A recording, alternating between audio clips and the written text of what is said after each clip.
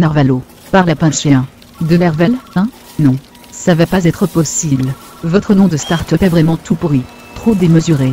Trop maison mère internationale. Trop. Je vous suggère un machin plus jeans, autodérisoire, calembour à 2 balles. Vous voyez? Dans l'air du temps. Attendez. C'est mon truc, ça, les noms de start-up. Les Wistitis, les Coconuts, les airs de rien, les restos secours et les mini-pavillons de com. C'est décidé. Ce sera Narvalo.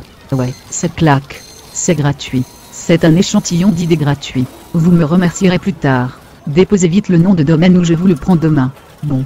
Présentez-nous un peu votre projet. Ah, ouais mais non en fait. Un bureau d'études poétiques, ça ne me parle pas vraiment. Vous pouvez préciser? Des audits sur l'impact poétique de projets sur le quotidien des gens? Ah, ok. Du marketing, de la publicité donc. Le poser? Ah, des slogans débiles?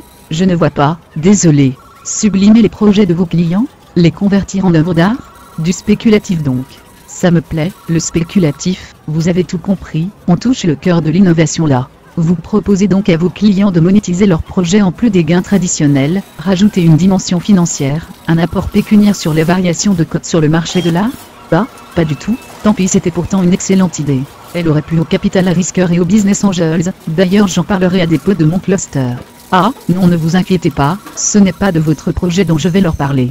Ce ne serait pas très déontologique. Vous savez les clusters, ce ne sont pas des trusts monopolistiques, qui chopent les idées des jeunes talents, et contournent les lois de la libre concurrence. Non, ne vous inquiétez pas. On est là pour aider les petits pousses prometteuses, les faire bénéficier de nos réseaux d'investisseurs à des fins purement philanthropiques. Continuez, je vous prie. Une analyse artistique des projets, une mise en relation avec des artistes pour leur donner une touche unique. Je ne vois plus trop bien où vous voulez en venir. Quel est votre business model? Oh vous savez les progrès sociétaux, humains et scientifiques, ça n'était rentable qu'avant l'explosion du bloc communiste. On ne cherche pas à améliorer la vie des gens. On ne regarde plus vers l'espace, et les étoiles mais vers leur nombril. Ce sont les lois du marché. Avant ils voulaient des idéologies, aujourd'hui les consommateurs veulent d'autres produits. Oh, tout aussi inutile, je vous l'accorde, des gadgets, des services, de l'entertainment.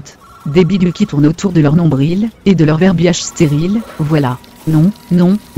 On s'en fout de l'économie réelle, des emplois, du capital humain. C'est cyclique, ça reviendra peut-être à la mode, et dès qu'il y aura de la demande, on avisera. Non, notre truc c'est l'économie spéculative, tant qu'elle se porte bien, on peut faire beaucoup plus d'argent, c'est 100 à 1000 fois plus gros. Les gens, c'est un peu has-been.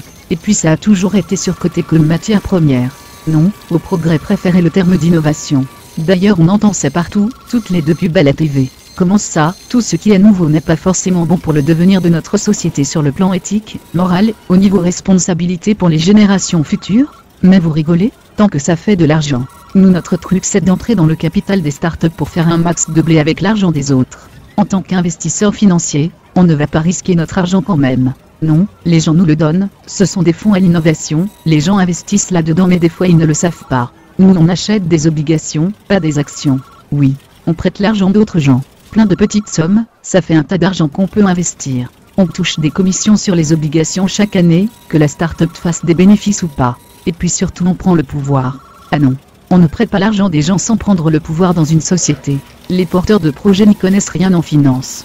On ne va pas leur laisser la barre. Voilà, retravaillez votre business model, et revenez nous voir pour les fonds d'amorçage. On parlera de label à l'innovation, d'accès aux zones franches et de crédit d'impôt ensuite. Bienvenue dans un monde nihiliste cynique. À la revoyure. Agathe, faites entrer le connard suivant, je vous prie.